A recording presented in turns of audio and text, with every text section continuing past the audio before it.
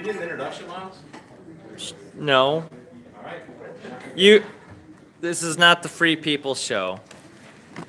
Oh yeah, we had that nice long introduction. Yeah, like, don't talk about it.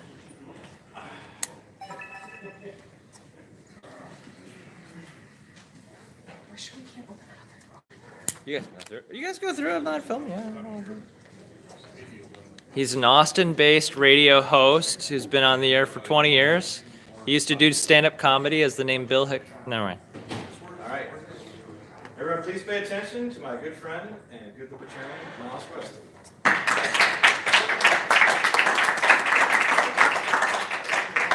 Thank you, appreciate it.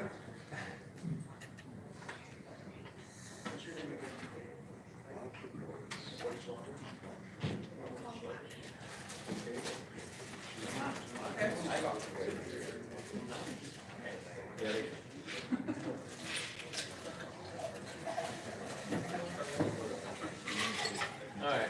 Oh, Reaper. All right. Easy does. Getting pretty excited. I know I'm nervous to speak, but...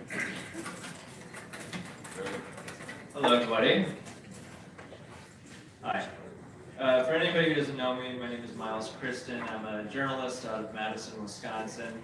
I started doing documentary film work over 15 years ago, right up here in Door County, Wisconsin. I was running around with a VHS camcorder, and now these days I use more advanced cameras like that. But I started doing film work about 15 years ago up here in Door County, filming interviews on the Iraq War, interviewing everybody from World War II veteran named Colonel Richard Davis, who they would commonly call Dixie, to the politicians who would come up here like Governor Doyle or Senator Feingold. In high school, I was actually threatened with expulsion for my anti-war documentary film work and forced to go to the local charter school here in Sturgeon Bay. 3 years ago, I started a film project that I call Wisconsin International Radio. Over the last 3 years, Wisconsin International Radio has conducted interviews with such individuals as Jill Stein of the Green Party, to John Dunsworth, also known as Mr. Leahy of Trailer Park Boys. Through the YouTube and Facebook pages, Wisconsin International Radio documents a wide range of ideologies and philosophies, covering local politics in Madison, things going on at the state building, and so forth. In 2016, Wisconsin International Radio was heavily involved in documenting the U.S. Senate race of candidate Philip Anderson. In 2018, Wisconsin International Radio covered the elections of many of the candidates in this room and the forums they held. Wisconsin International Radio did live feeds of all three of the independent gubernatorial candidate debates and even hosted the first of the three. Most recently, I have started a new chapter for Wisconsin International Radio I like to call the Free Coffee Fridays. Setting up at the top of State Street in Madison, giving away free coffee to the poor and homeless and to anybody willing to stop and talk on camera about issues and whatnot. Engaging in conversations about economics, what is our level of civic engagement that people should be having as far as these issues. And I wish to do more of these, expand the conversations to a wide range of topics. However, the cost of coffee, gas, parking does add up. So I'll close with these 2 points. How you can get involved in Wisconsin how you can get involved with Wisconsin International Radio, and more importantly, why you should get involved. Simply subscribing to the YouTube page, liking the Facebook page, sharing the videos, and so forth is greatly appreciated and does a lot to expand the audience. As well as, yes, getting financially involved. If anybody wants to sign up to contribute $1 a month on a recurring payment towards the cost of the coffee and so forth of doing these kind of projects, it's greatly appreciated and does a lot to help accomplish that goal. Now, most importantly, why you should get involved in Wisconsin International Radio. It covers the political and philosophical ideas that are involved in today's politics, not just from the libertarian perspective, but to the progressives, the socialists, even the anarchist viewpoints, as well as the average citizens on the street. that are not engaged in politics. So by engaging people of various backgrounds and building an audience that goes far beyond porcupines and bitcoins and creating real dialogue with people we don't always agree with, we'll be able to better understand their philosophies and get them to better understand our philosophies. And maybe we can come together on some issues, get things done. So please contact me about getting involved. I'm going to be shooting footage all weekend, and I would love for you to speak on camera about anything at all. So thank you, everyone.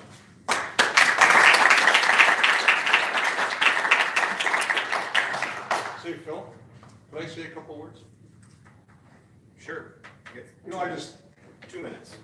I'm an old man and I run a business, and I look around the table. This is my first time at a Libertarian convention, and I'm just so pleased to see that. I'm not dismissing us older people, but to see the young people involved is so exciting, but not because they're involved, because they're knowledgeable. I mean, some of these people have told me things that I didn't even think of. Some of you young people have told me about the Libertarian Party, what it stands for, what it presents. You know, you go to a Democratic or Republican Party, you ask somebody a question, they don't know. I just want to say it's very encouraging and exciting to see how everybody is so knowledgeable about their party, other than the honor. You know, and if everybody keeps getting involved like this, it could grow into something just phenomenal, because, you know, us old people are dying out. It needs that new young generation in it. And I'm just so impressed about how knowledgeable you guys are. So thank you.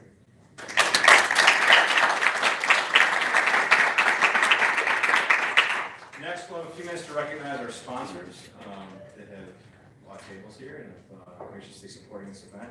We'll start with our own, is Tyler here? He's just down the hall. We'll go get him. Tyler Benke bought a table on behalf of the National Association of Parliamentarians and the Wisconsin Association of Parliamentarians. Well, tell us a little bit about it now.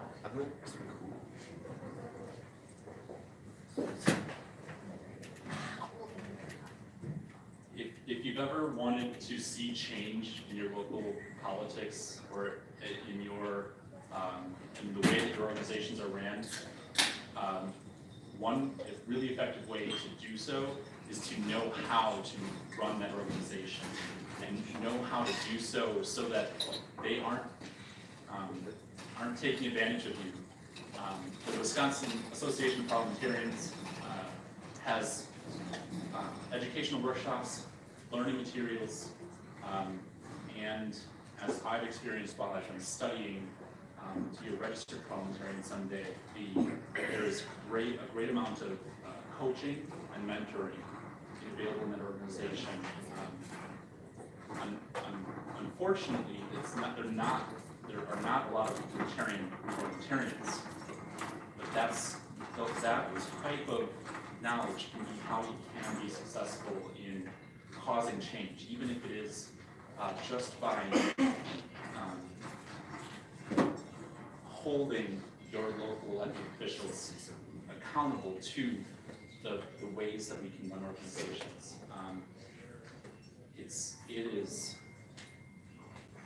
It's not always pretty, it's not always easy, and it's sometimes painful, but with the right information, sometimes it can be easier to understand and to sell the concepts that we're doing when we know how to do it. And so I just want to thank so that's what I have. Thank you very much.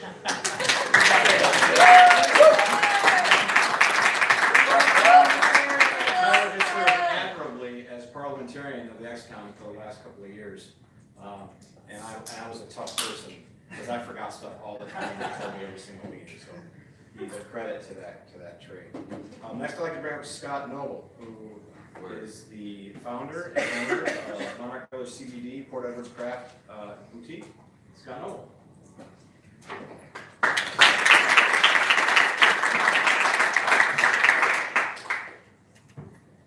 Thank you. I appreciate being able to have a table here. It's kind of my own little way to do activism is by forming this company that sells Canada diet. And we actually just recently got our license to grow and process cannabis. minus the still illegal THC.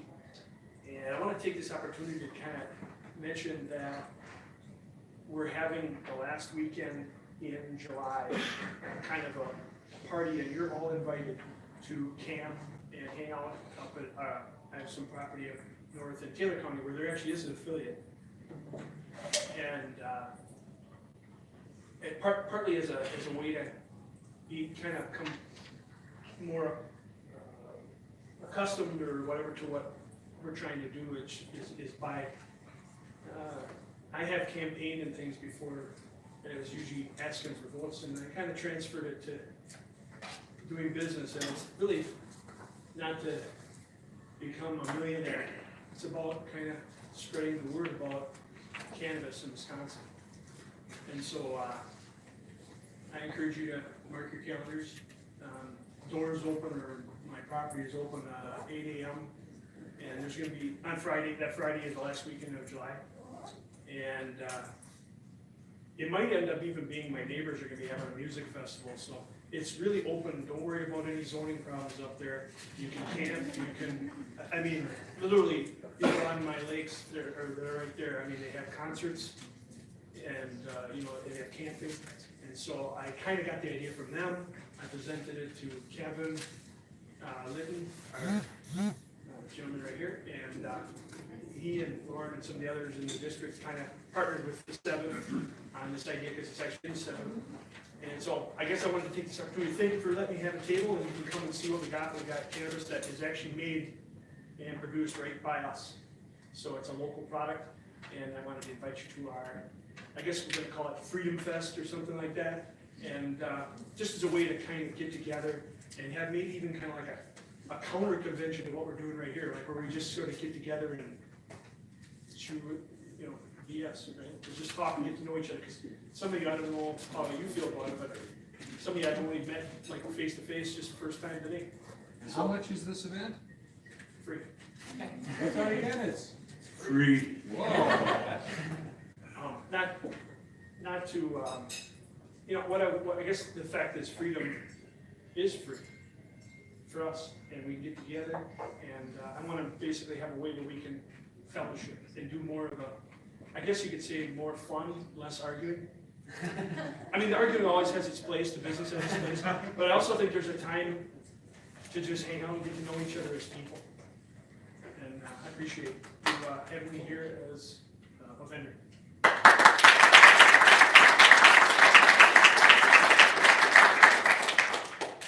Do we have a speaker from Northwoods Vapescape or no? Yeah, sure, I can speak. NBE. NVE. Come on up. Nate Gall, who not only organized this with this committee, but it also is a sponsor. So I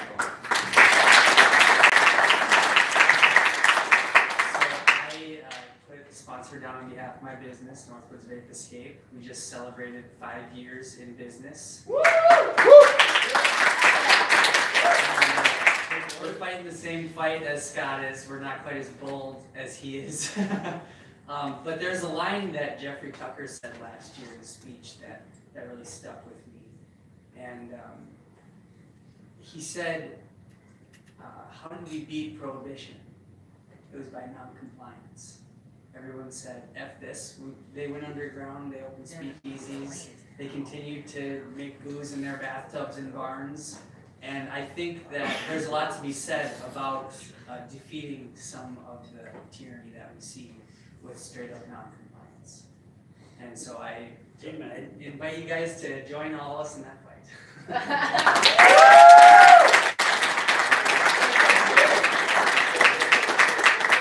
Also a sponsor and our keynote speaker tonight, Dr. Mary Lewis.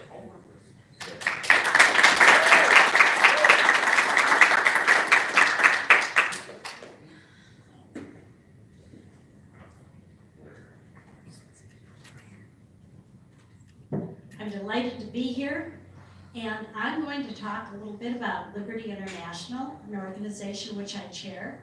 Some of those of you who are old timers may know it as the International Society for Individual Liberty. We've been around for 30 years, but since our acronym was ISIL or ISIL. We had some problems. We got hacked 3 times, so we finally decided we better change our name.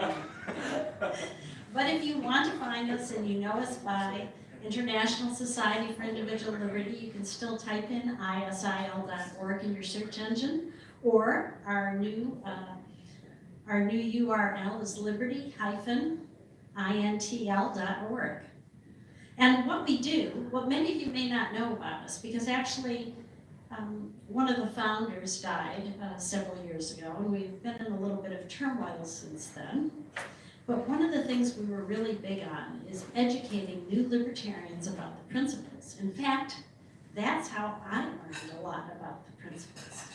We had 36 trifolds, which are basically an 8.5 by 11 sheet that you folded into 3 pieces on 36 different issues.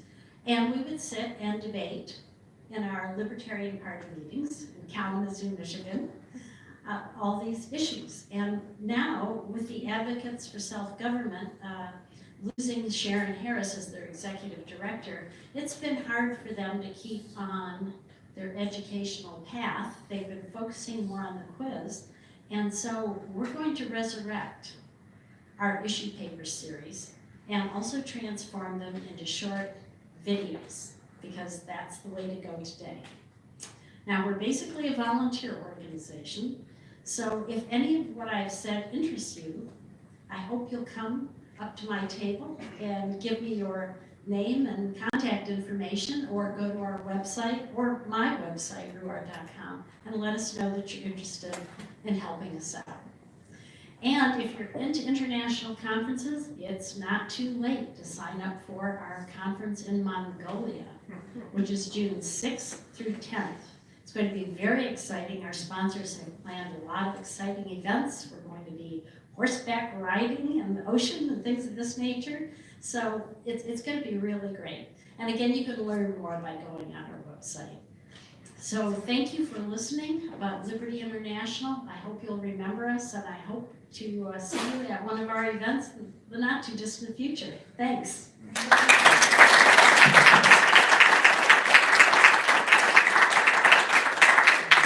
all the sponsors, right? I remember them all. You did great. I need more props. So, our next speaker is one of the sponsors. We're trying to figure out how to introduce him.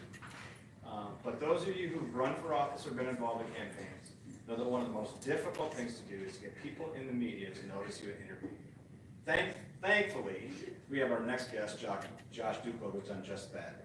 He is the host of Fresh Take at WHBY, weekdays, all up and down the valley. He's done that since 2016. That show, and probably because I was on it a couple times, but that show was a finalist for the Wisconsin Broadcasters Association Mid-Market Best Show on the Radio, but you didn't win. I can keep working on it. If you'd had a couple more libertarians. That's got to be. He was also a candidate for mayor of Appleton in 2016. He's a libertarian and has managed to walk the line between being a libertarian, infusing that idea and those questions that are asked of government on his radio show in a way that hasn't yet gotten kicked off. Give him a ton of credit. My friend Josh Duplo.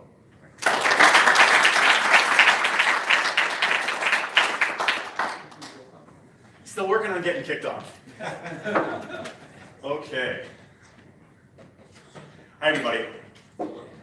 First, I want to welcome you here. I know not everybody here is from Northeast Wisconsin, so I make my home in this corner of this great state. So I want to welcome you to Northeast Wisconsin. You picked a beautiful day to come here. I hope you do have a chance to enjoy it. I want to mention, there's some famous names from Northeast Wisconsin. The Green Bay Packers, they get a lot of attention. Joe McCarthy got a lot of attention. He was from Northeast Wisconsin. The younger might know Charlie Berens. He gets a lot of attention these days. The Manitowoc Minute, he's from Northeast Wisconsin. Another thing you may not know about Northeast Wisconsin, the vertical drop from Lake Winnebago to Green Bay along the route of the Fox River is the same vertical drop as Niagara Falls. Dude! I mean, just in case you wanted to know something like that. What matters about Northeast Wisconsin, in my opinion, however, is that this will be the swing district in the swing state in the 2020 presidential election. So I really believe this is who will decide. Phil did a great job of introducing me. I host Fresh Take with Josh Duplo, WHBY. It's broadcast, yes, in the Fox Valley and across Northeast Wisconsin, but available all over the world at WHBY.com. You can listen live or get the podcast. Wherever you get podcasts, if you search Fresh Take, you'll find me. While mentioning Fresh Take, yes, Phil's been a guest. I also have to mention Mike Hammond, who, as part of his campaign for the 6th Assembly District, was also on my show.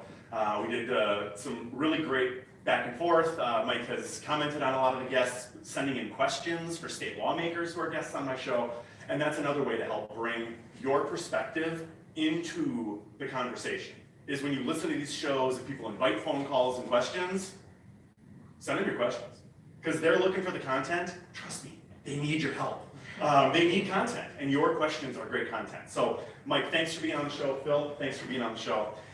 One other quick plug, I have a podcast called Civic Revival. Fresh Take focuses a lot on local and state. Civic Revival is all about national. It's the intersection of politics, media, and elections. The first 17 episodes were kind of an audiobook, how we got into the partisan mess we're in and how we get out. So add that one to your podcast list as well. That's Civic Revival. But I want to tell you how I got started in government, and that's local government. That's another big part of Fresh Take. That's local government. I like local government better than any other level. And partly I think that's due to my dad. He ran for village board. He was a trustee in the village of Slinger, where I grew up, all 5,000 of us, and he showed me early on what it took to be a leader. He put me in the car and we dropped lit in mailboxes, we put out yard signs, and he served a total of 30 years as our village trustee in various different terms. And that was my first exposure to government. It really taught me that we, the people, set the rules that we, the people, live by. That meant a lot to me. My next big step in politics was actually working as a volunteer for the Libertarian presidential campaign in 2004. Michael Bednarik headed the ticket that year, and his vice presidential nominee was Richard Campagna. I was actually really good friends, and still am, with Richard's son, Robert. And so, rather than go home to Slinger for the summer, I went to Iowa City. And we went around collecting signatures on nomination petitions to get them on the ballot in Iowa. And that was a really interesting experience. I'm going to come back to that a little bit more later on. But that was my first involvement with libertarian politics. And then, as Phil mentioned, I did run for mayor of the city of Appleton in 2016. I took on a 20-year incumbent, mostly intending just to give people a choice, which is exactly what I was doing in Iowa City in 2004. It was all about giving people choices. And so that's what's really important to me about being involved with this party. I want more options for people. I want there to be more than just 2 answers to every question.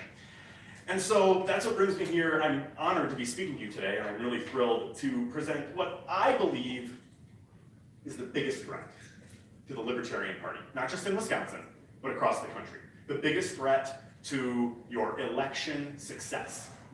And that's a concept that I've become more familiarized with. It's called negative partisanship. Is that a phrase anybody's familiar with? Have you heard of this? A couple of nods out there. This is something that I think is relatively a new way of thinking about it. The actual incidence of negative partisanship has been around for a long, long time. The way I think about it is it's the politics of opposition. Okay, it's not about what you're for, it's about what you're against. People casting a vote not in support of something, but in opposition to something. And as many of you know better than I, that is not exactly how our system is supposed to work. Right? This is not supposed to be voting against things. Your vote is an expression of support. It's an affirmation. At least that's what it's supposed to be.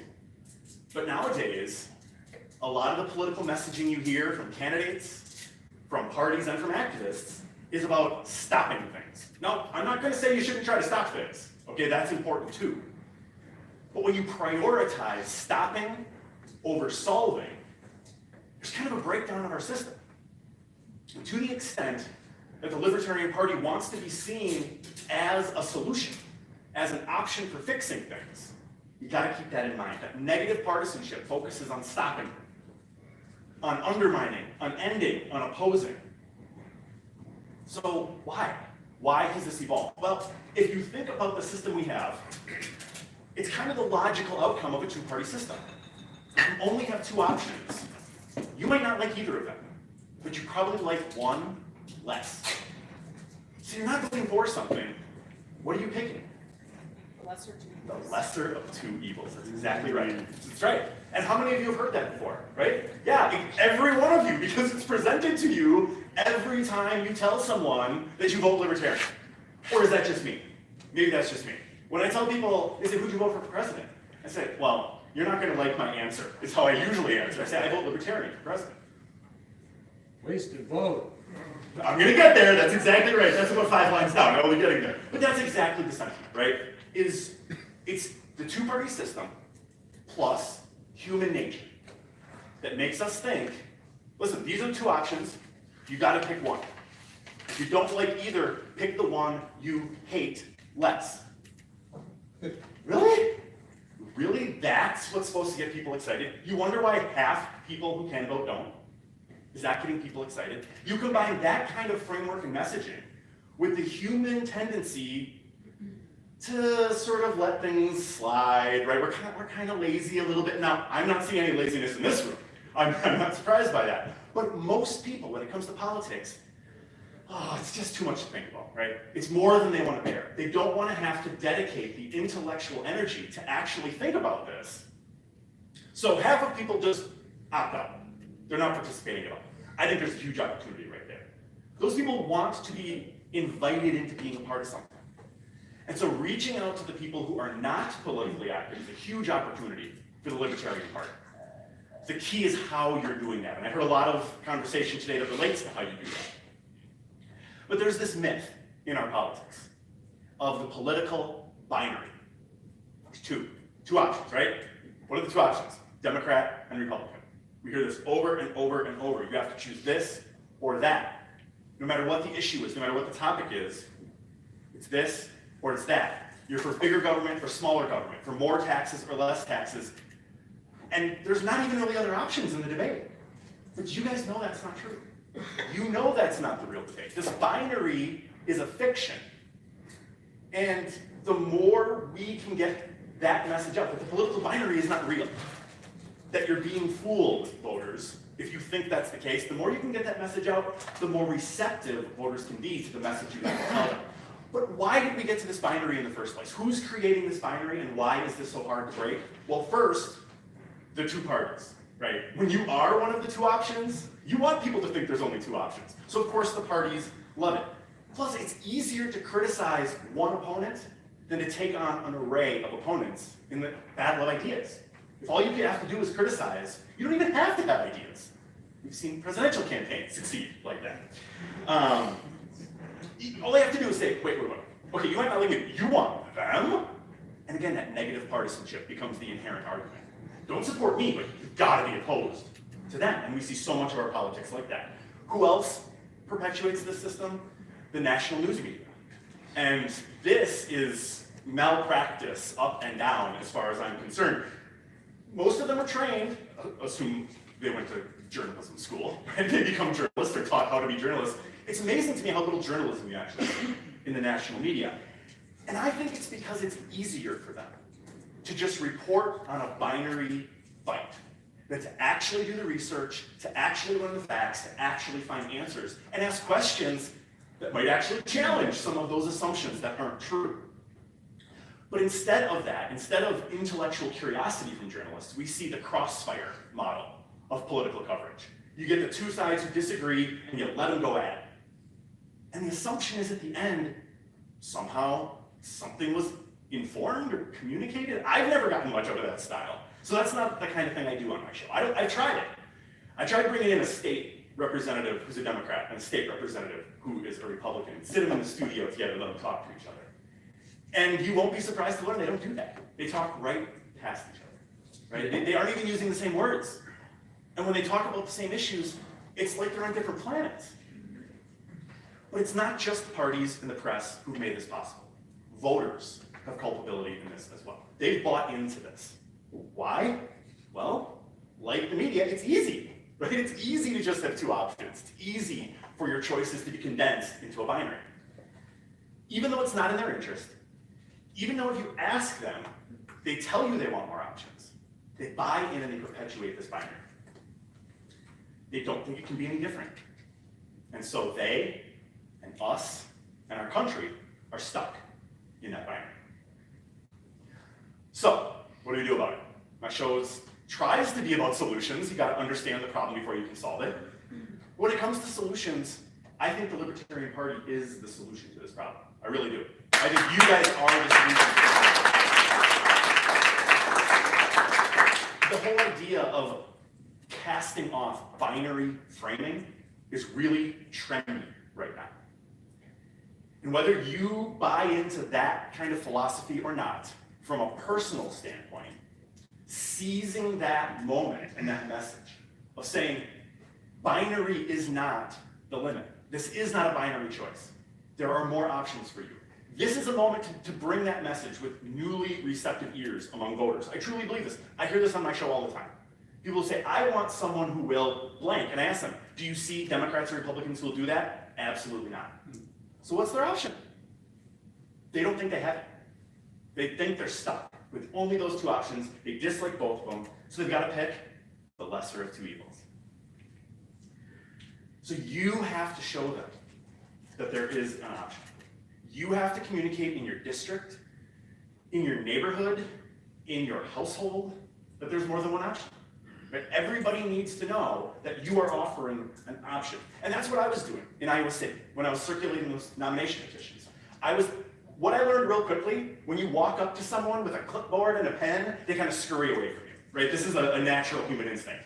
People are on their way things, they're busy, they don't want to stop. So how did I get them? Because I was here getting paid by the signature for that summer. So I needed some signatures, and what I found was, it's not about libertarian, it's too deep. They don't want to think about that. Would you like more options the next time you go to the ballot? Yeah. I didn't have a single person answer that question in the negative. So that was my opener. Excuse me, would you like more options the next time you vote? Yeah. You could do that by signing this petition. It wasn't about the candidate, it wasn't about the issues. It was about more options. It was about finding that common ground. And I think that's going to be key to communicating with potential new supporters of the party, to people who are disenchanted with the two-party system. It's about showing them that even if they don't know it yet, they already support you. Maybe not on specific issues, maybe not even on a specific candidate, but on a larger principle of more options, more choices in our democracy. They're with you. So that, I can tell you, is real. But you have to show them where you fit. So we all know the square test, right? The world's simplest political quiz. We've all seen it. Yep. And I've asked people about that, and I can't tell you how many people are totally clueless. They've never seen it. What do they think of? They don't think of the square. What do they think of? A spectrum.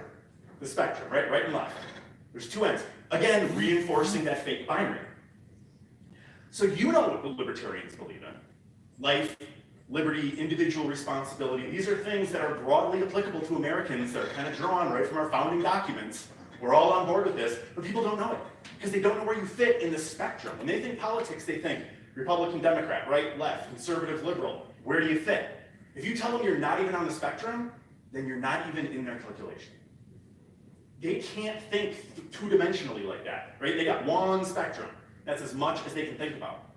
So you gotta find a way to fit yourself in that spectrum. And I think one of the best ways to do that is to just escape the issues altogether. The issues are important, you guys have your issues down. But again, it's about getting back to common values. It's about, hey, we're not dogmatic.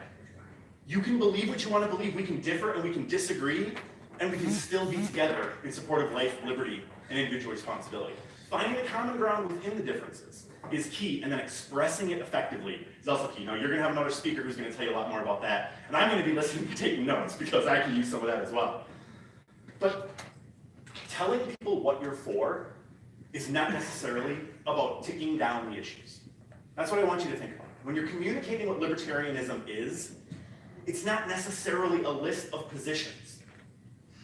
Talk about the philosophy. Talk about the worldview, the alternative, the fact that you aren't what these other ones are. So what are they?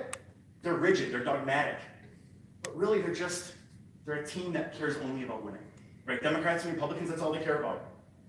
And partisans care about that. If you're a diehard Democrat or Republican, you are in it, you are there for the fight.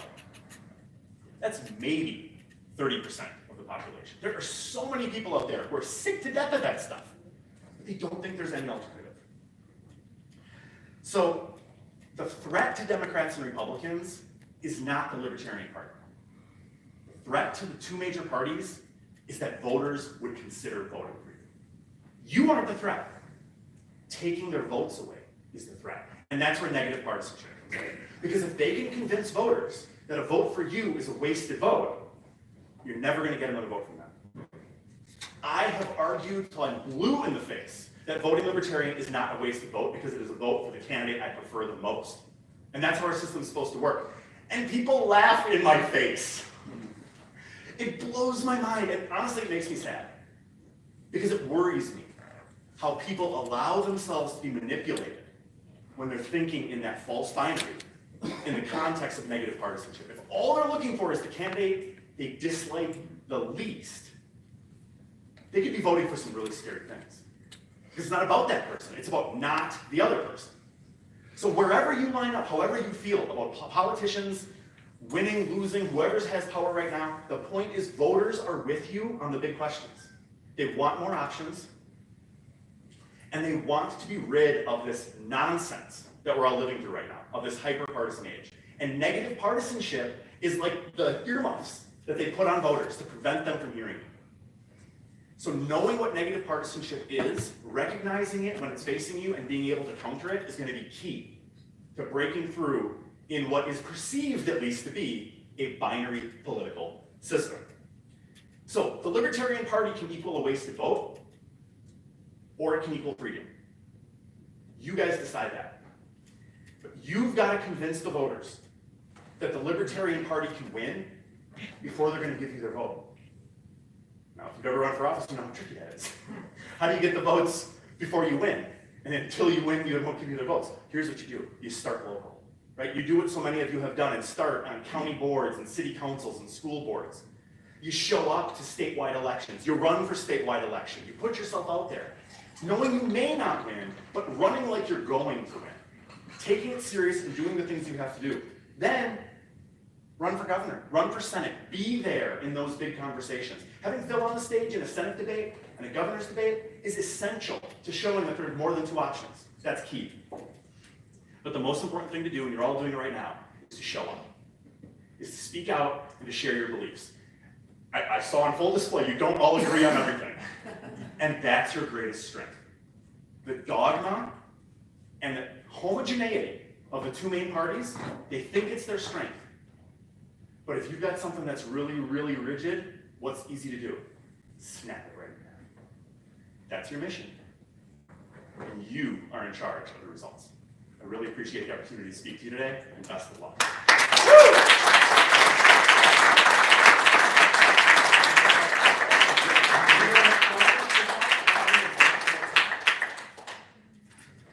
Yeah, I have two ideas that I think might help break that dichotomy, and the first is not to have party labels on the ballot at all, so that people are either inspired to find out more about the candidates and make an intelligent choice, or the fact that they don't have a deer in our by the name might scare them away altogether, and either way we'd have more intelligent voting. Yeah. And then the other thing would be ranked choice, where, okay, well, I wanted to vote for Ed, and he got 11% of the vote, but that resulted in Jimmy Doyle winning the governorship here. What a disaster that was. It kind of threw us off, I think, for a few years. Sure.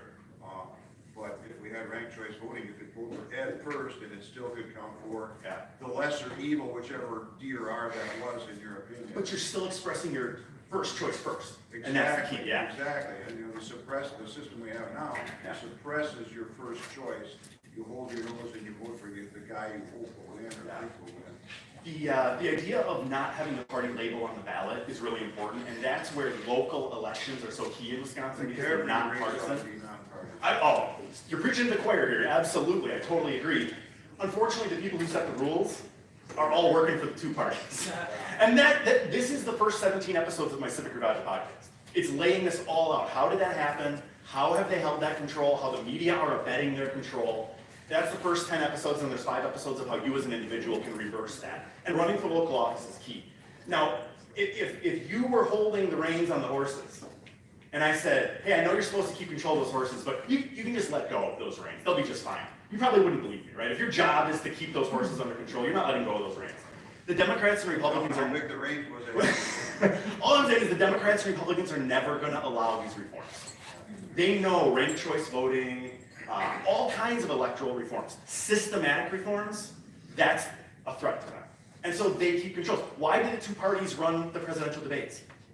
Because they want to control who's on stage. Right? It's not the parties, it's not the states who run the elections, it's the parties who run the presidential debates. How insane is that? Well, they created a nonprofit. Sure. Come on. Yeah. Oh, I'm sorry. Fair, sure, yes. I like to be balanced, yes. But you make a great point. Is electoral reform is as important in the discussion as the issues. Right? Gun control and immigration, all these things really key, but all of that has trouble breaking through until there's changes to the system. This last go-round for governor, we had a near opportunity to demonstrate the wisdom of ranked choice in it. You know, I made no secret of the fact that I was voting for that gentleman on the stage there. Me too. And some of my friends says, well, thanks a lot, you gave us Tony Evers. No, I didn't. Number one, your math is off. You lost by a bigger margin than than Phil's vote, so that's not true. And in the second place, I wouldn't have voted for either one of them. So you can't count, but it defeats that argument that my number two choice is Scott Walker. He may have won if the race was just split a few thousand votes one way or the other. Yeah. I mean, you see in parliamentary systems how little parties can break through on certain issues. Right? Brexit becomes big. A party that didn't exist 6 months ago just had a huge showing in some local elections, and it's portending well for future elections there. A parliamentary system is so different than what we have, and yet it's tempting for people to think they're the same. They're not the same thing. You've got options. You can actually change things, and they can happen real fast, and we haven't seen changes in our system in a long time. Any other questions? Local gov, anything like that? Partisanship? Sure. You ever run again?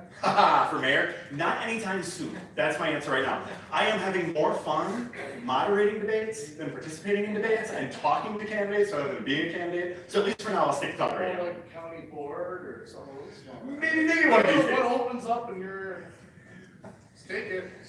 Keep calling into the show. You keep badgering me on that. I'll have to say yes eventually. You guys, thank you so much for the time. I really appreciate it.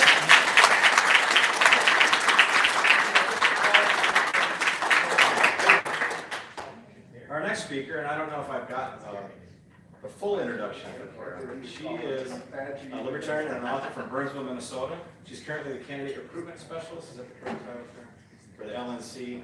And are you still on the city council in Burnsville? Awesome. An elected official from Burnsville, Minnesota. Kara Schultz.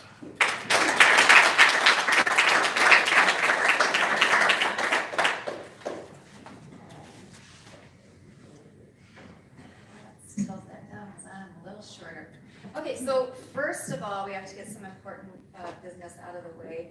Happy Star Wars Day, may the 4th be with you. Could we tune up the microphone? I'm seeing some.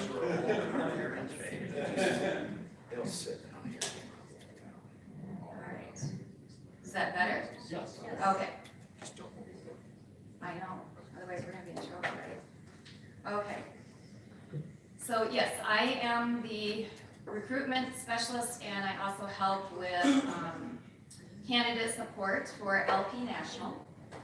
And I was elected in 2016 to Burnsville City Council, and I currently sit on there. I'll be up in election for the 2020 election. The town that I serve in is 62,000 people, so it is a suburb of the Twin Cities. So how I got to be both city councilor and be part of LP National. You know, I came in with the Gary Johnson wave in 2012, and I chaired his campaign in Minnesota.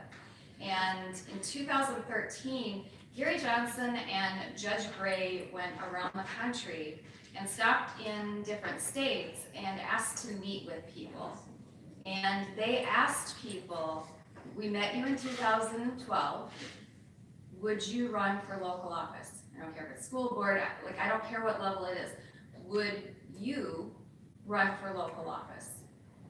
And so several of us in Minnesota made the commitment that we would do so. So I ran in 2014, and I came very close to unseating an incumbent, but I did not make it.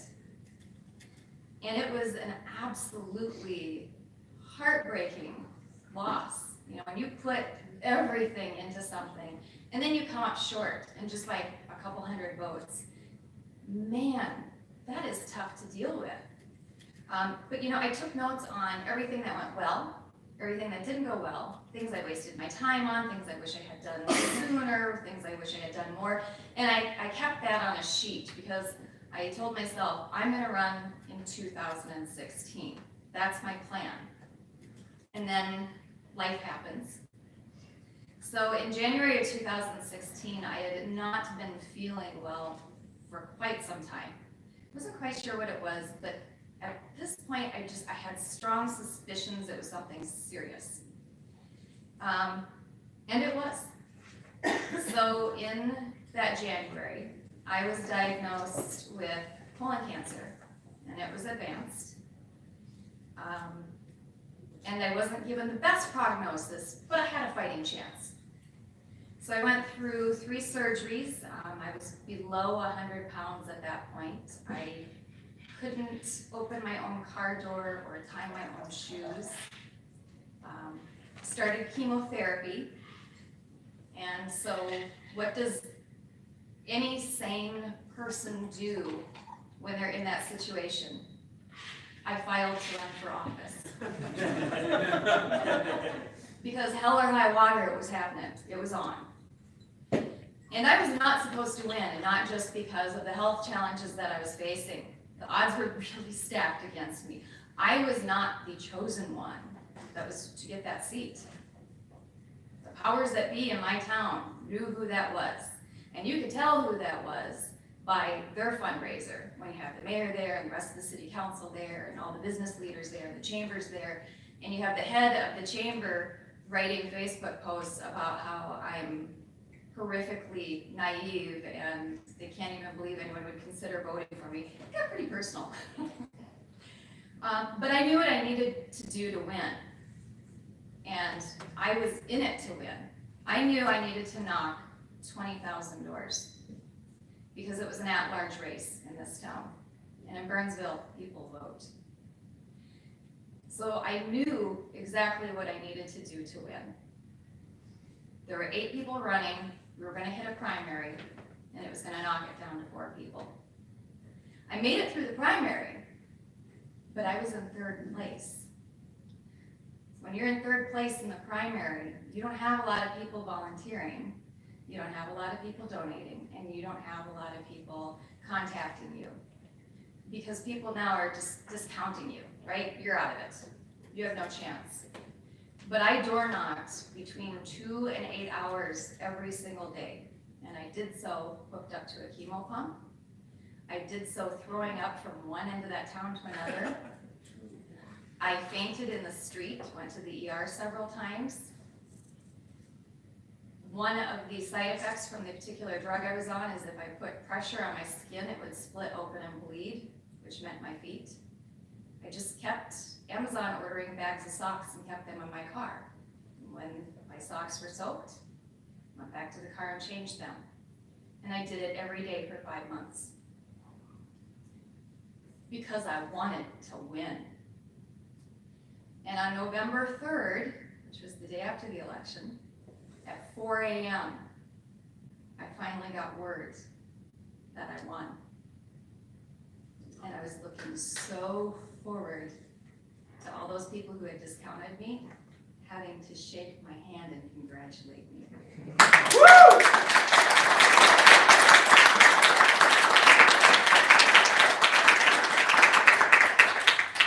And November was a magical month because in that same month I was told that I was cured. I had no evidence of cancer left in my body.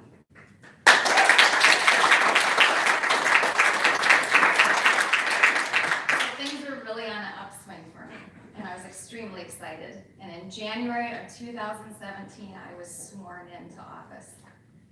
And that same month, my cancer was back. And it had metastasized in my body. And I was now stage 4, which is considered incurable. My prognosis was a 6% chance at a 5-year survival. So So I learned my job, city council, while going through more surgeries, harsher chemotherapy.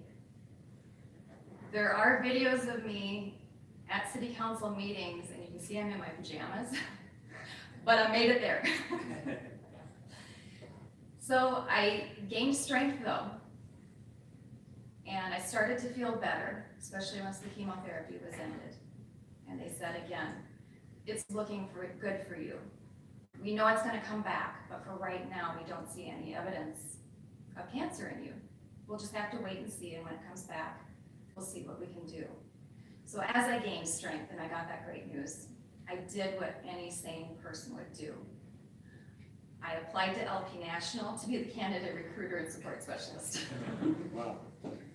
So why would I do this? I mean, why spend what is probably the last years of my life doing this type of thing, instead of just like laying on a beach?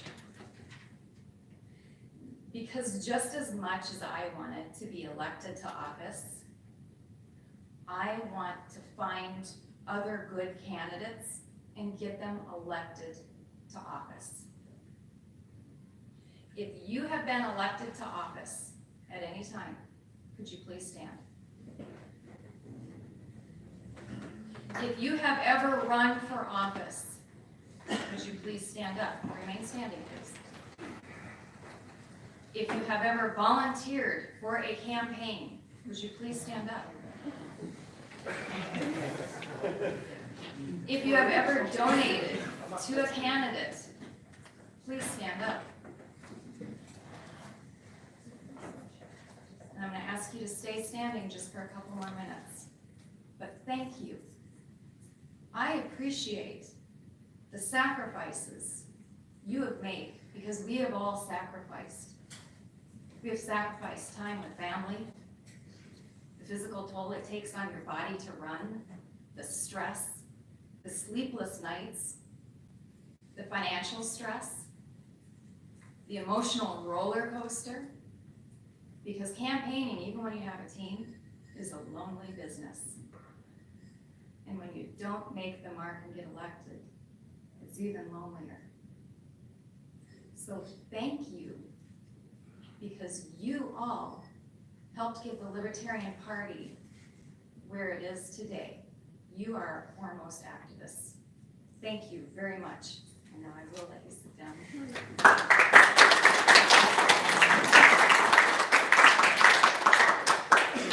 Because of all of you putting yourself out there, voter registration is up 92% across the country for Libertarians in the last 10 years. In 2018, we had 833 candidates run across the country, and that's up over 40% from 2016. Because of you, 54 were elected to office in 2018, and that's a 59% increase from 2016. That's because of all of you. We can build on this success. When we're running, we can be honest about our goals. Not everyone is running to win. And even if you are running to win, you can have secondary goals. And these are the goals that are going to help us grow and succeed. Possible goals could be media mentions of your particular issue. Also, saying Libertarian with it. Could be the number of volunteers you recruit. Could be the number of non-Libertarian volunteers that you recruit that then become members. What if your goal is to run a meticulous campaign so that your campaign volunteers can be campaign managers for someone else? Take those into account as your secondary goals. And make sure you benchmark those goals so that you know when you're hitting the mark and you're succeeding and you're on the track for success, whether that's to win the election or to get new members within the party. Remember to have transparency to your volunteers and your donors. Let them know what your vision of winning looks like. And as you achieve those victories, let them know and thank them. Thank them for helping to achieve those goals. And remember to celebrate every victory. It's very easy to get caught up in a campaign and to just look at the very end. But celebrate every victory along the way, because that is what is growing our party. That's what's driving our forward momentum. But if you do want to win, and I mean, if you want to win, there's some things we need to do. We need to change our culture, and at all levels. And I'm not talking the outside culture, I'm talking LP culture. We need to normalize winning behaviors, because we have to run a better election, better campaigns than Republicans and Democrats do. They can make mistakes that we can't.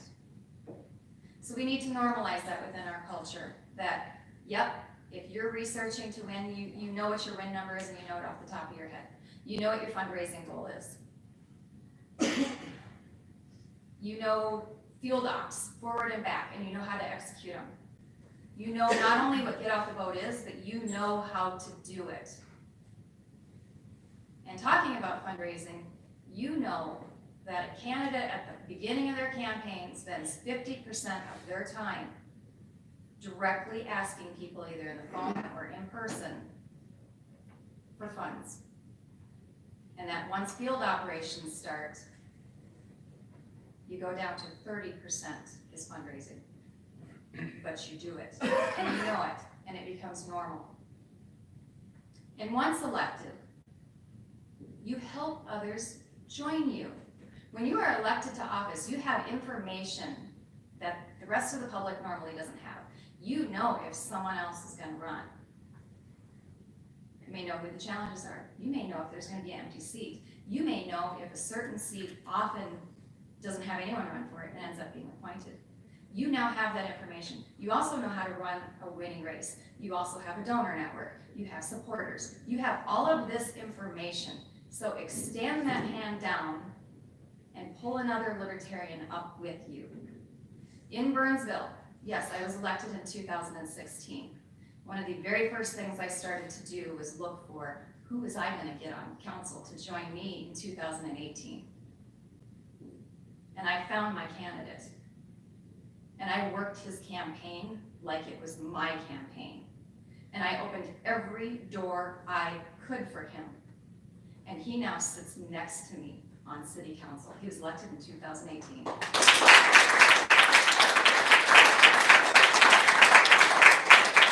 Every one of our elected Libertarians needs to just make that something they do. We could be doubling our numbers in almost every election, just on that. We also need to understand that the R's and D's aren't just handed everything. Sometimes candidates have the idea that, well, if you ran as a Republican or if you ran as a Democrat, you would have all of this, whatever this is, money, whatever you're talking about. They don't see it that way. How they view it is lower ranked candidates just coming in, they look at them and say, what can you do for me? They expect you to bring people in. They expect you to do your fundraising. They expect you to bring the voters in. And they expect you to bring those people in and those funds and those voters to help their up ticket.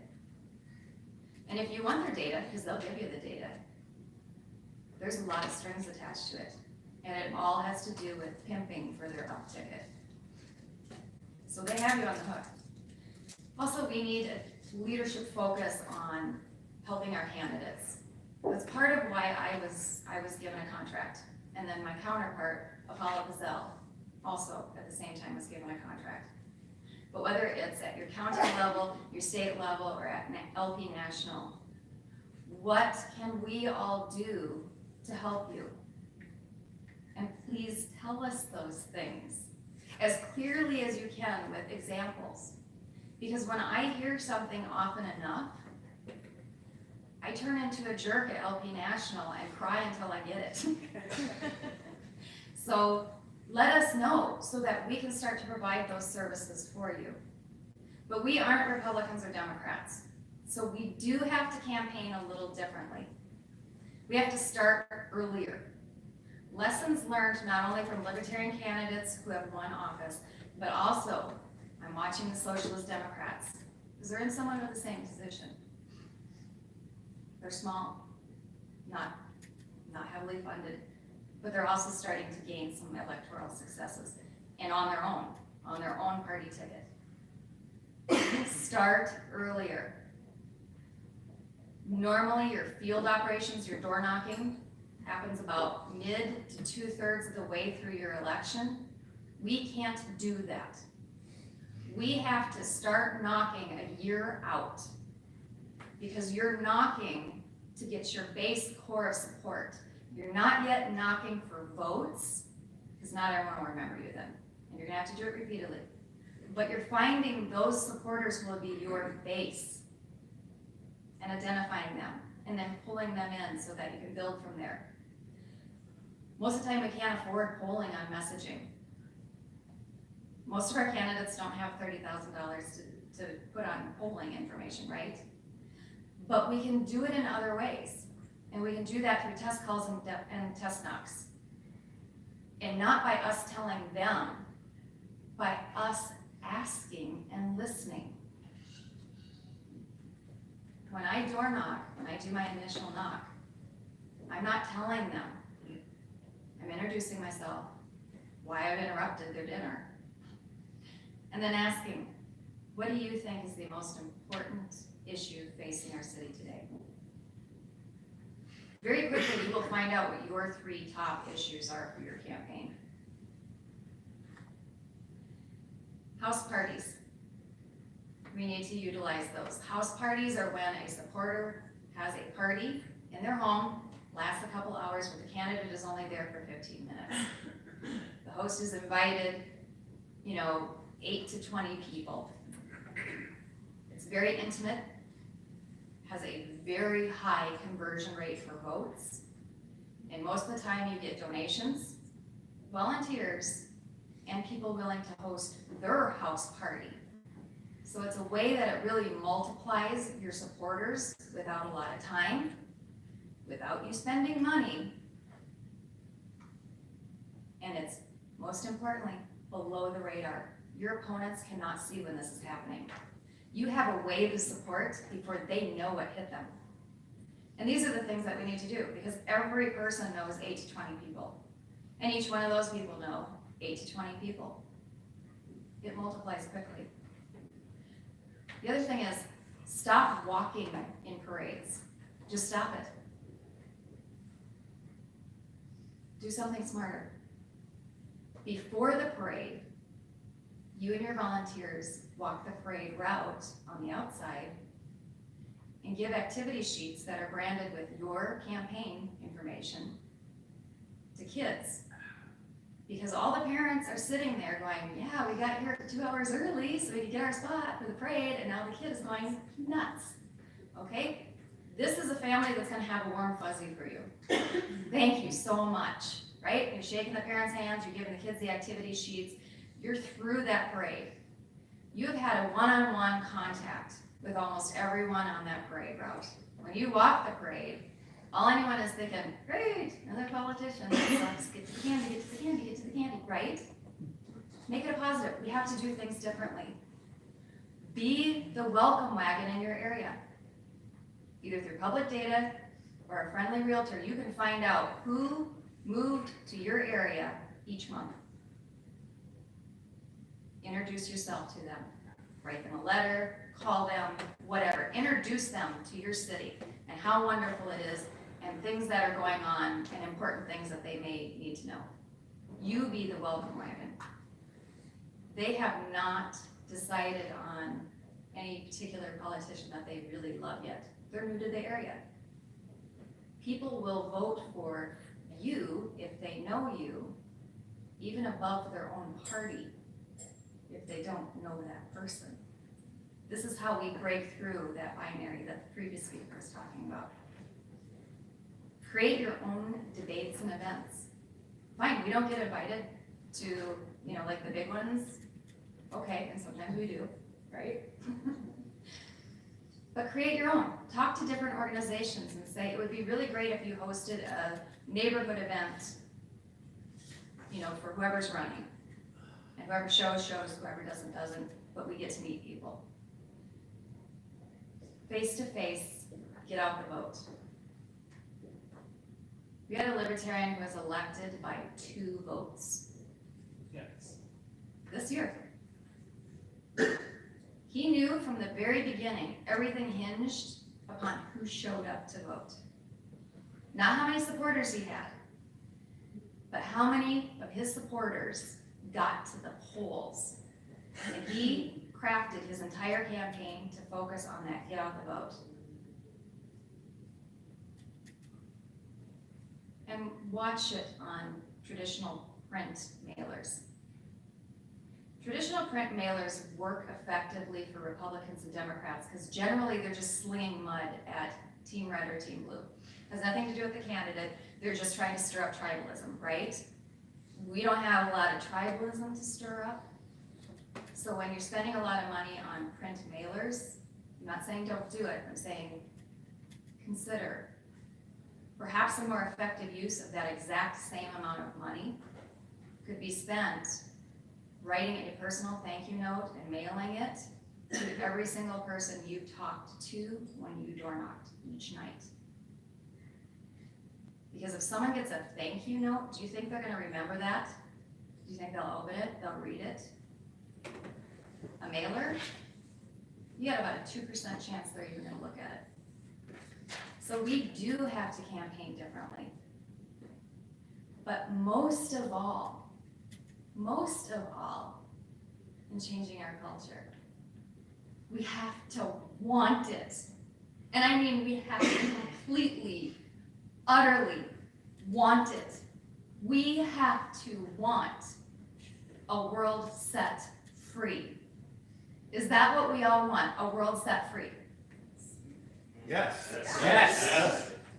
Do you want to see libertarians elected to office? Yes. Okay. So who will commit to running for office in the next 2 years? Please stand. Oh, now everyone's got to look at each other. Come on, Matt. We gotta get that started. Stay standing. Who will volunteer for a campaign in the next 2 years? All right, candidates, look around. Look at your ponies. Who will donate to a candidate in the next 2 years?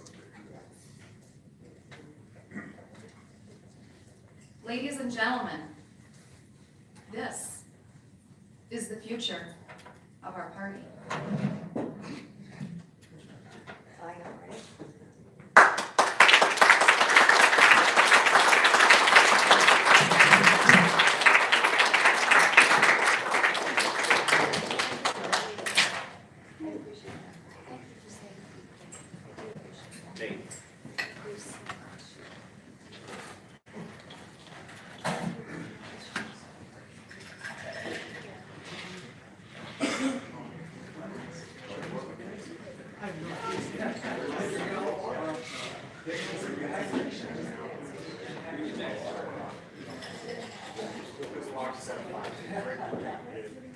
We're gonna take a 5-minute break, just 5 minutes for our next speaker. 5 minutes, be back. 1 second. I've been talking enough.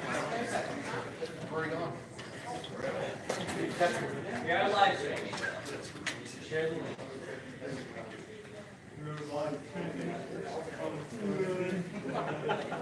I said, hold on.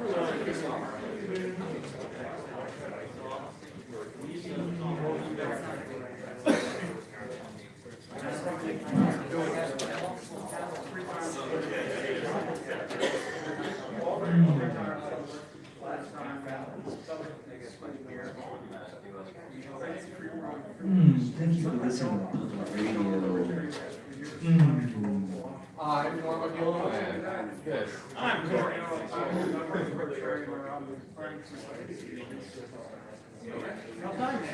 Your home of nonpartisan politics. Now we're going to talk about why Hillary Clinton was so much more well qualified than Donald Trump. Thank you for listening to Wisconsin Public Radio. Tony Evers.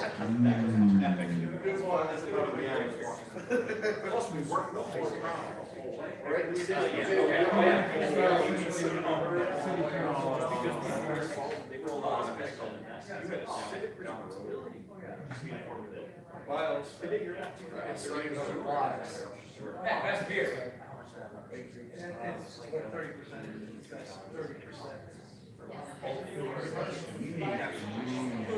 Tony Evers.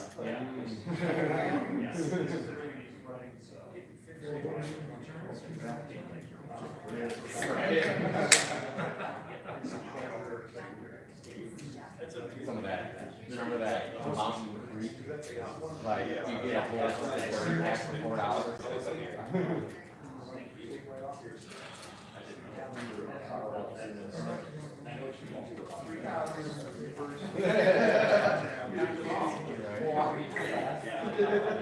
East ice.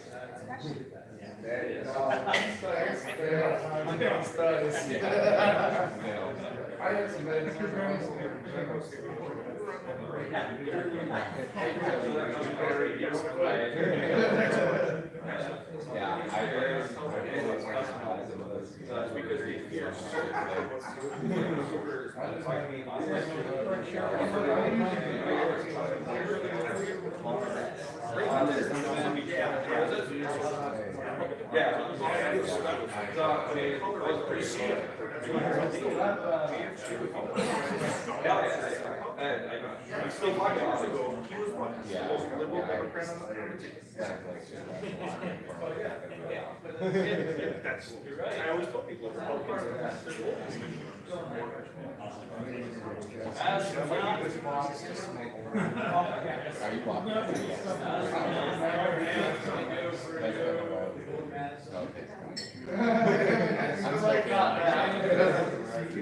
What's that? No. You know, you just, I'm done doing doobies here, all right? Like this. I'm the past chair.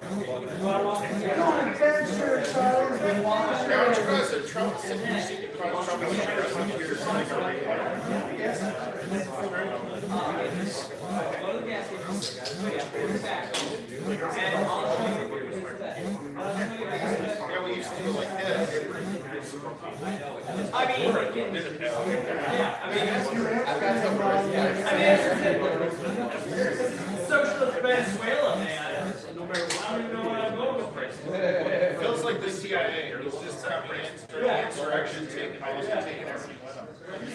You're just like Barack Obama and Joe Biden overthrowing the Ukraine and putting Joe Biden's son in charge of all the oil. It's not Joe Biden, he didn't know before he took care.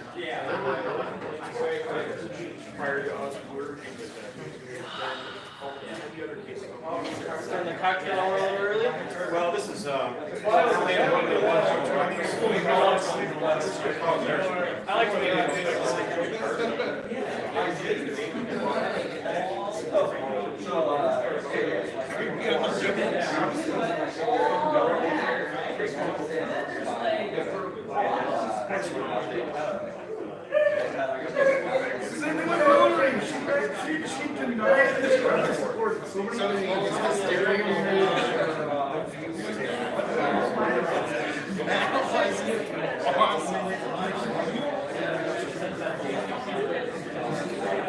Matt.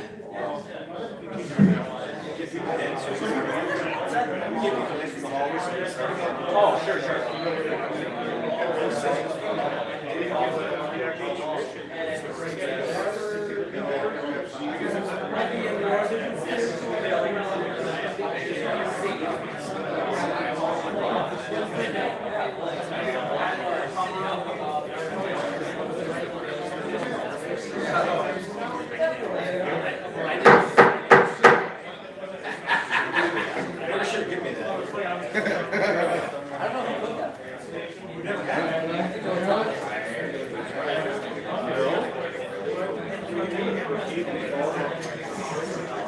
Back door!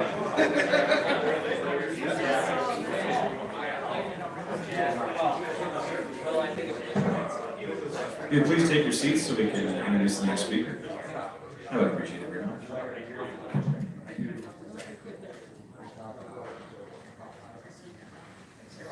All right, our next speaker, is he here? No, he's coming, he's right here. I'm going to start introducing him because it's sort of a long, varied bio for Joe. I don't really know where to start. His official bio says he's a strategic marketing consultant and coach, an entrepreneur, and an agent for change, founder of Consumer Health Power. But he's so much more than that. He's a plant freedom advocate. He is a health advocate. He's an entrepreneur, a marketing specialist. He's a friend. He's the kind of person who, if you have an idea at a meeting and you don't follow up on it, he will be in your ear reminding you to follow up on it, which is very, very useful for me anyway. Joe Stopper. Thank you.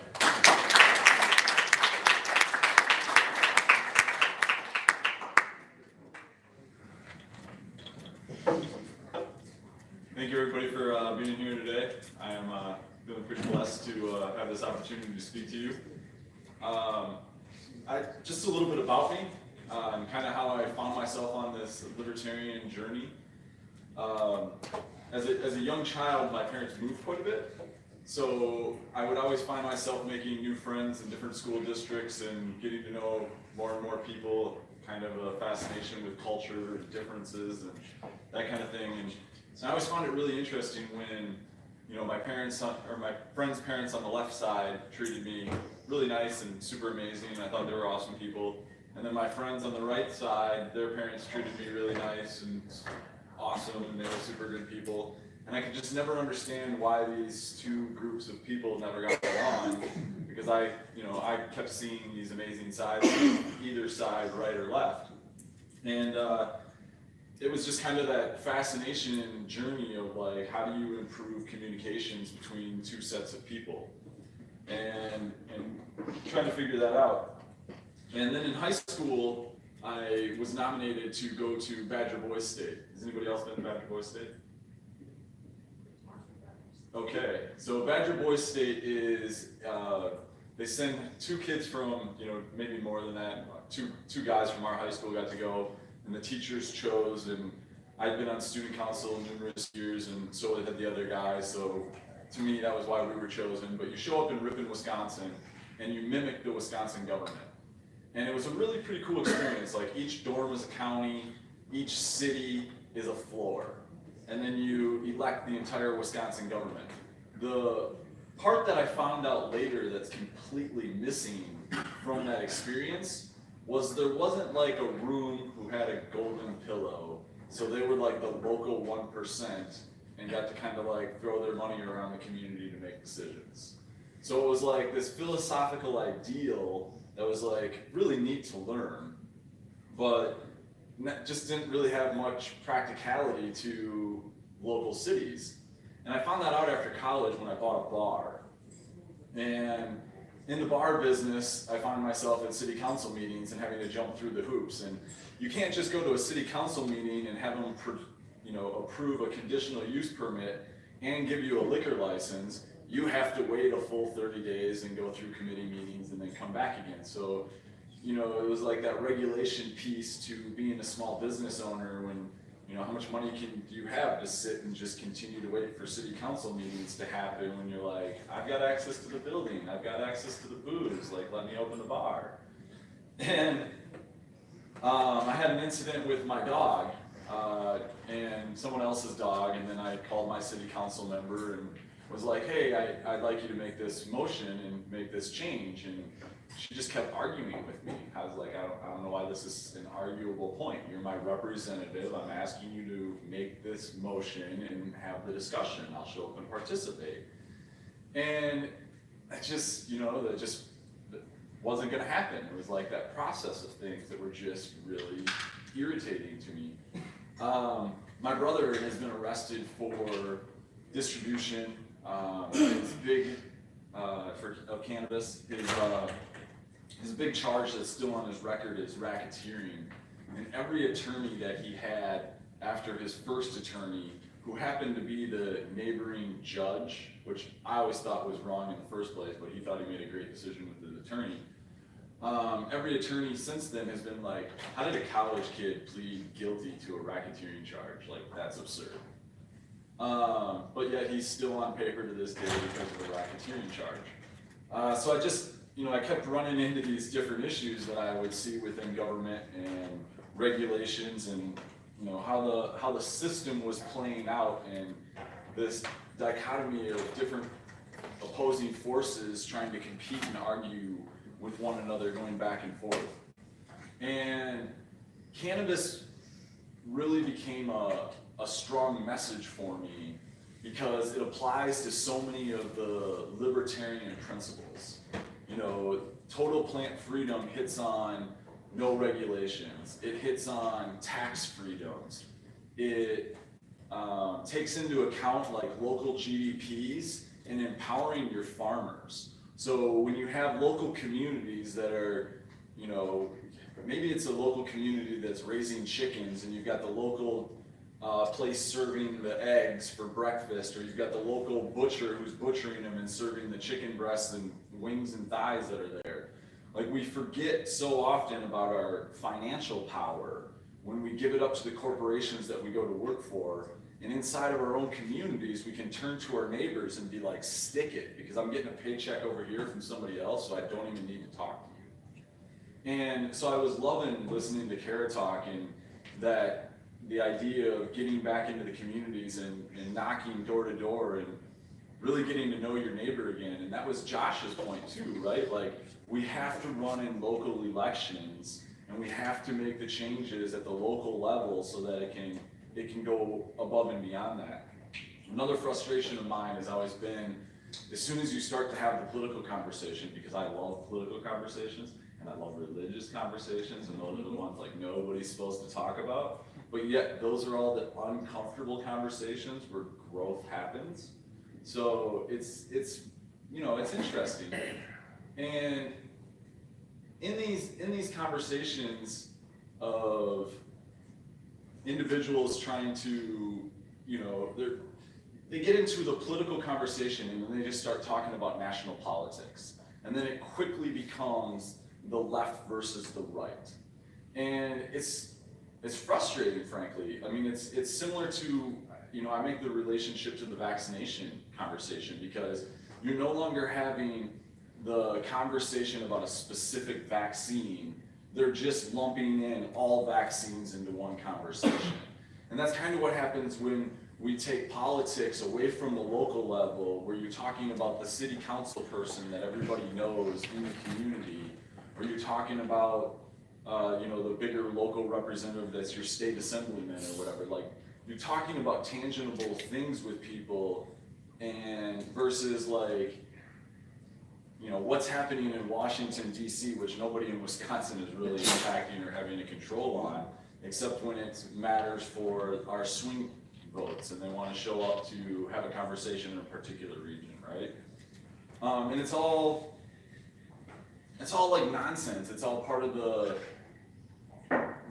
disruption that prevents us from having those conversations in our community, and from having the real conversation versus having the emotional rhetoric conversation. One of the things I do each month is I go to a leadership discussion that's in Green Bay at Initiative 1. And the subject this past Friday was about naysayers in organizations. And listening to Josh, it just really brought me back to this discussion about naysayers, because it's this idea of pure accountability with what was his term? Negative partisanship, right?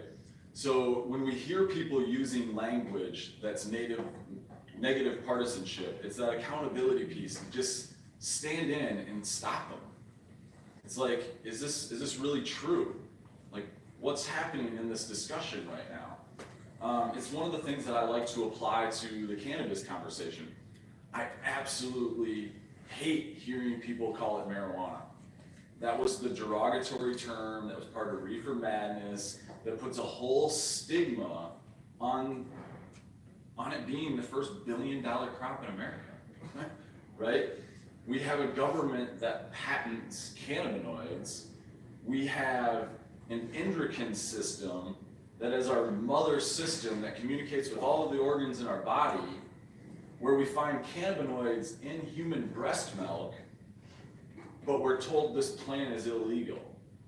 And it's like, we should be able to grow it like we grow tomatoes. Why is it any different than corn or soy, right? Like, so when I hear the comedian last night talking about the famous stereotypes of, you know, people who get high are idiots, or they're stupid, or they can't hold a conversation, or I get upset with the libertarians when our message is about letting people out of jail. Like, no, the plant is a fucking superfood. Feed it to your children. It's spinach from Popeye. Like, it's just amazing. It's got cannabinoids, it's got proteins, it's got magnesium, it's got all the minerals and stuff that go with it. And like, we should all have access to it just in our garden because it'll grow in Wisconsin just fine. I mean, we were one of the last, maybe the last producing state. Yeah, we were the last producing state in the union, right? 1958. So, I just love this idea of holding people accountable when we're in the discussions, to not allow them to keep the framework that is derogatory towards the plant, to keep the framework. You know, I feel like Josh when he's like, I argue until I'm blue in the face with people about the third party vote. And it's like, we just have to keep stepping up in that conversation and in that peer accountability, whether it's about the plant or whether it's about voting third party, or Kara's example, which was normalizing the culture of it. You know, like when we see that conversation, when we see that framework in the conversation, once we become aware, it's like practically your duty to stand up and say something, right? So like, I feel like we're all awakened people in this room because we look at the left and we look at the right and they're like, they just keep marching to the same place. Like, we want our vision over here, right? So we have to stop the rhetoric that allows that military to keep marching. And so I really appreciated the discussion yesterday about that pure accountability and finding the culture. So it's taking the things from under the table and putting them on the table. It's stopping gossip about one thing or another thing and just telling the person to go deliver the mail where the person needs to hear it. I don't know, that's my big thing is that accountability piece. Like, stop listening to the emotional rhetoric and the garbage and make it people aware that what they just said to you wasn't about their experience. It had nothing to do with information. It strictly was an emotional response. And like, if we dig deeper in that conversation with those individuals, we can actually find out more, so that when we want to introduce them to another party candidate, they're like, oh, you know, this person made good points. You've had a good conversation. And that's what I got, I guess. Well, let's all smoke some pot right now.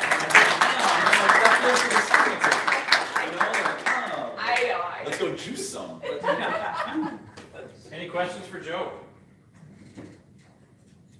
Are you drinking weed juice right now?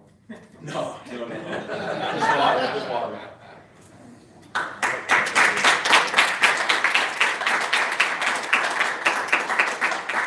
We are somehow, despite talking so much this morning, way ahead of schedule. So what I think I'm going to do, yes, Nate, is we're going to be on break until 4, so we're back on schedule because we want to go right from Robin to cocktails. I'm sure that'll be a smooth transition. To awards to dinner. And awards and dinner are fixed spots at our Miles is waving something at me. You have something you want to say, sir? So we are live streaming currently, and we'll be live streaming the speeches tonight. Yes. So if you do get a chance to, I just sent a bunch of you the link on Facebook, but especially for tonight, when the speeches and whatnot, you can share the Wisconsin International Radio's YouTube link to your Facebook, then we can have more people watch live digitally. Has anybody heard my phone go off? I was clicking on a stupid link. So now would be a good time, if you didn't hear the announcement before, that the key system for the hotel got messed up earlier today. If you are staying again tonight, and you have a key that you acquired from the hotel last night, it's no longer going to get you into your room. And now would be a good time to exchange it. Yes. I went to the desk to ask about that, and they said that it wasn't the case, everything was good. I just went to my room. Yeah, Between speakers. yeah, and she said Phil Anderson doesn't know what the hell he's talking about. I told him to calm down. Yeah, now I forget who told me that. Nonetheless, then never mind. Stabbed me with a paper. Check your keys. Let's do it that way. She was gonna do that anyway. All right, we'll reconvene at 4 o'clock. 4 p.m. For approximately 20 minutes. Let's do it. 40. You have 40 minutes to get back. All right. All right. 6 pack. Well. Pretty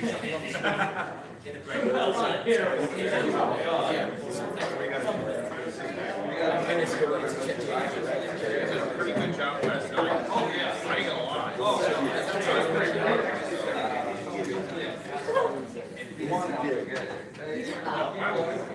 Outside and get some fresh air. I love how nobody ever believes me. Everybody feel okay.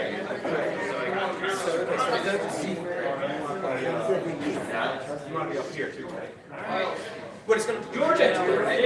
I'm assuming you're gonna make it. Yes. Yeah. Okay, so I need to do it maybe because. Oh, that's fine. Oh, you told me about that. But it's 320 and 360. Bring your box. Who did I give my? I gave my Right here.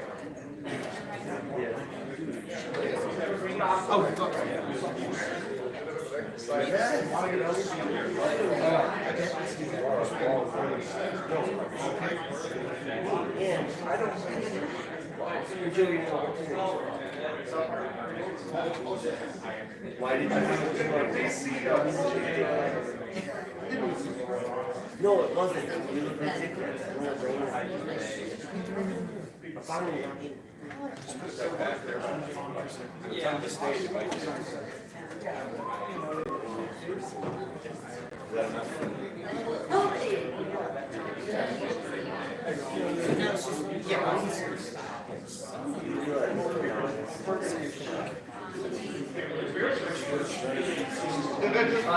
Yeah, but anyway, this is voice coming out of the stone. I can do that with my Bible. I don't know, we're gonna use that here. Everybody wants to be exotic. Random